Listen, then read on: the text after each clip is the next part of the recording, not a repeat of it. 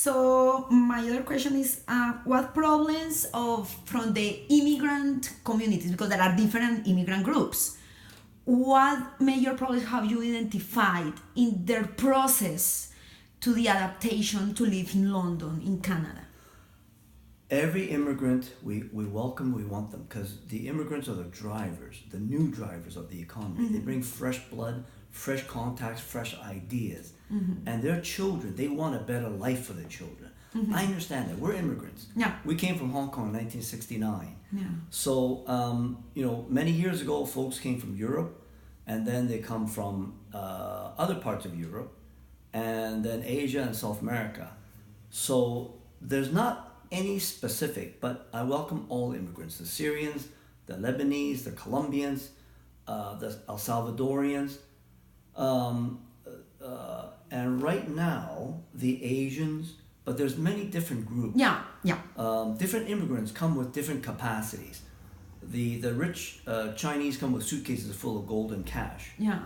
But others are the Hong Kong, not quite the same. Yeah. And the Colombians bring a lot of skill set. Professional skill Yeah. set. They're doctors, they're engineers, they're lawyers, they're fully qualified.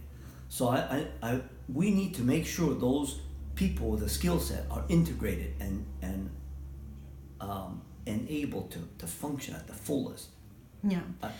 Like, for example, yesterday I was talking with one of my friends. Yeah. And he says that he's eager to learn English. He really wants it. So he tries to go to the Tim Hortons. I know. And in the Tim Hortons, the employees, they laugh at him because he cannot pronounce well. Yeah.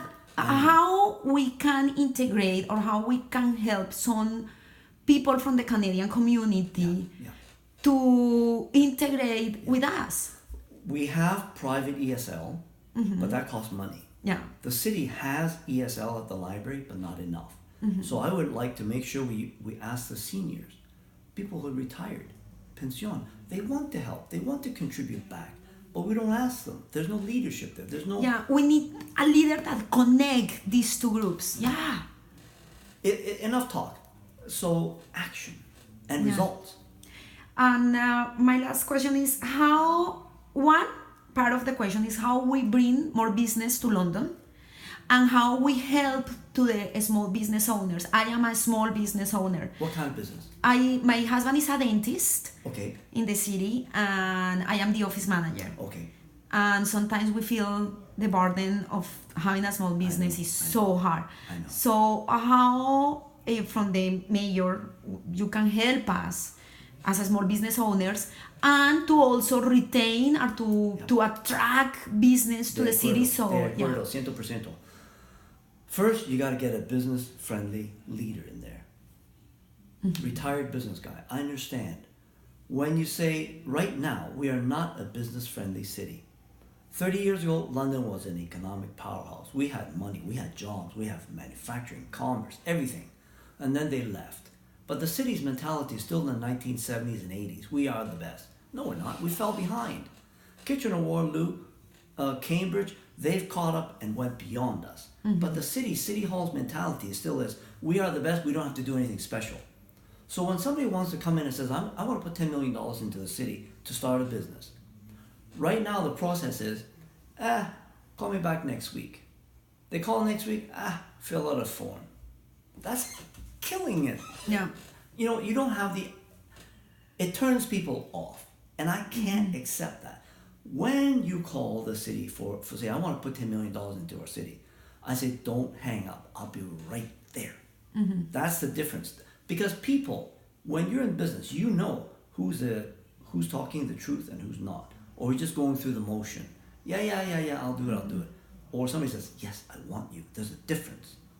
So, but before we can do that, it's the bureaucracy and the red tape in City Hall that's killing us. Right now, when you fill out a form, nobody knows where it goes. They say it's electronically. It's not. They just started it. But Kitchener-Waterloo, they have it. It's all documented.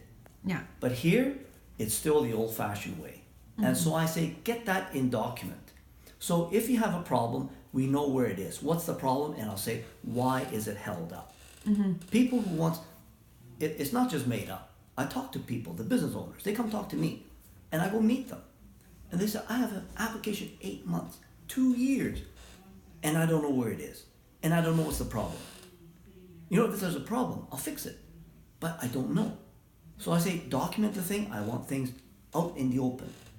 If you're not happy with, if City Hall says there's a problem, I want to know what it is, and so we can address it, and then fix it and move on. Okay. So, do you have any like experience in the public sector or only in the private sector? Only private sector, yeah. So, what do you think to the people that said that having a company is very different to deal because the public doesn't the state or as a mayor, your main objective is not to generate profits. Your main objective is to generate the general interest, the public well-being. Absolutely. But even Jesus, the big guy, he has a cost-benefit analysis. Give a person a fish and you can feed him for 1 day. But he says, if you teach him how to fish, you will teach him for life. He can feed himself for life. So there's a cost-benefit. As mayor, as a city, our job is not to make money. Our job is to make sure benefits and cash and money and revenue is used to the best way possible for all Londoners. So if me as mayor, we agree to fund this group with $1 million to help feed a certain amount of people. They say, do the best you can.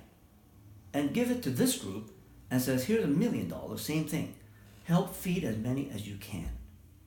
Next year, they come back and says, we fed 10,000 people with $1 million.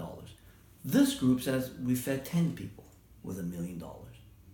So as mayor, as decision maker, as a business thinker, who do you give the money to next year? Yeah.